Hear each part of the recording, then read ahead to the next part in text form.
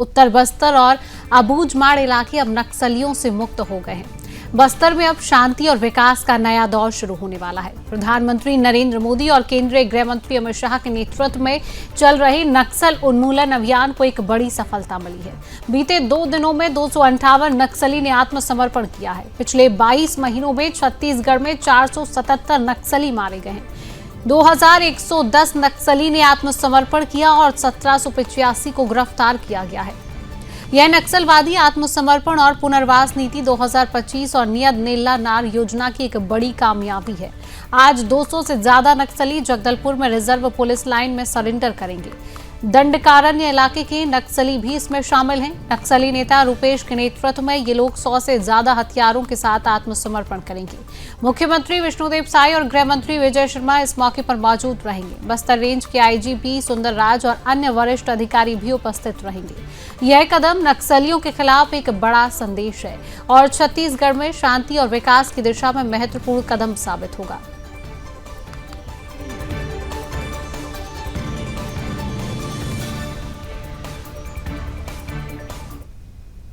तो इसी खबर पर अधिक जानकारी लेंगे। छत्तीसगढ़ के ब्यूरो चीफ योगेश मिश्रा हमारे साथ जुड़ चुके हैं। योगेश जी, बस्तर और अबूझमाड़ जहां पर नक्सलियों का गढ़ था, अब वो नक्सलियों से मुक्त हो चुका है। क्या कहेंगे, एक बड़ी सफलता यहां पर?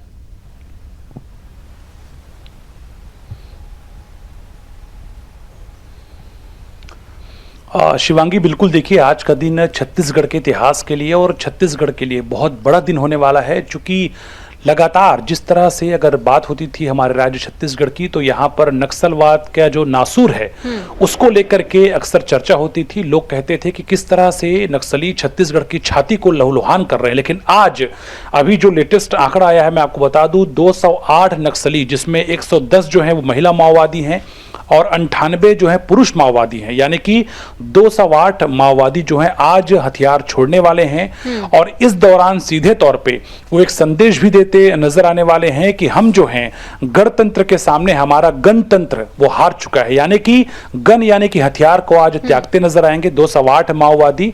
और सीधे तौर पे एक तरह से ये बड़ा और कड़ा संदेश है कि किस तरह से छत्तीसगढ़ में आप देखिए कि 31 मार्च 2026 ये एक तारीख तय किया गया था केंद्रीय गृह मंत्री अमित शाह के द्वारा। और लगातार चाहे वो केंद्रीय गृह मंत्री अमित शाह की बात करें शिवांगी, या देश के प्रधानमंत्री नरेंद्र मोदी की बात करें, या फिर छत्तीसगढ़ के मुख्यमंत्री विष्णुदेव साय और राज्य के गृह मंत्री विजय शर्मा की बात करें, हर एक नेता लगातार इस बात को दोहराते थे कि 31 मार्च 2026 डेडलाइन है और जिस तरह से जो सशस्त्र नक्सलवाद है उसका खात्मा छत्तीसगढ़ में होगा, इसका जो डेडलाइन तय किया गया था उससे पहले ही हम देख रहे हैं कि चाहे वो छत्तीसगढ़ हो, चाहे वो अभी हाल फिलहाल में गढ़चिरौली की बात करें, लगातार जो माओवादी हैं वो हथियार को छोड़ रहे हैं और सीधे तौर पर मुख्य धारा में लौट रहे हैं। और सीधे तौर पे सरकार का भी ये संदेश रहा है कि यदि आप हथियार को त्यागेंगे तो हम रेड कारपेट बिछाकर आपका स्वागत करेंगे। यानी कि आपको लोकतंत्र पर भरोसा करना होगा, लोकतंत्र पर आपको विश्वास कायम रखना होगा, तभी हम आपको जो है स्वागत करेंगे। वरना यदि आप हथियार को नहीं त्यागेंगे तो ईंट का जवाब पत्थर से दिया जाएगा। और सीधे तौर पे आप देखिए कि हमने देखा है, अगर पिछले हम 10-12 महीनों की बात करें शिवांगी, तो छत्तीसगढ़ में लगातार नक्सलियों के जो मारे जाने का आंकड़ा है वो बहुत तेजी के साथ बढ़ा था। जिसके बाद हमने देखा कि चाहे वो नक्सलियों के सरेंडर के आंकड़े हो, चाहे जिस तरह से मुख्य धारा में उनके लौटने की बात करें, वो आंकड़ा बढ़ता हुआ नजर आया। और इसी कड़ी में आज 208 माओवादी जो है सीधे तौर पे एक बड़ा संदेश देते नजर आने वाले हैं और सीधे तौर पे अपने हथियार को डालने वाले हैं प्रशासन के सामने, शासन के सामने, और आत्मसमर्पण करके ये दिखाने वाले हैं कि हाँ, हम भी मुख्य धारा में लौट चुके हैं। शिवांगी, बिल्कुल योगेश, कहीं ना कहीं ये पार्टी की भी बहुत बड़ी सफलता है। जिस तरीके से आपने कहा है कि केंद्रीय गृह मंत्री अमित शाह जब भी छत्तीसगढ़ पहुंचे हैं और उन्होंने एक मुख्य बात यही कही है कि छत्तीसगढ़ को नक्सलवाद मुक्त करना है। चाहे प्रधानमंत्री की हम बात करें, चाहे राष्ट्रीय अध्यक्ष की हम बात करें, जब भी छत्तीसगढ़ का दौरा रहा है, नक्सल मुक्त भारत बनाने की बात, छत्तीसगढ़ बनाने की बात यहाँ पर कही गई है। क्योंकि जब से हमने देखा छत्तीसगढ़ में बीजेपी पार्टी की सरकार आई है तो यही बात कही और उसकी तस्वीरें भी और सीधा उदाहरण भी हमें उसका आज देखने को मिल रहा है। तो कहीं ना कहीं प्रशासन की, पार्टी की भी एक बहुत बड़ी सफलता यहां पर हम कह सकते हैं। योगेश,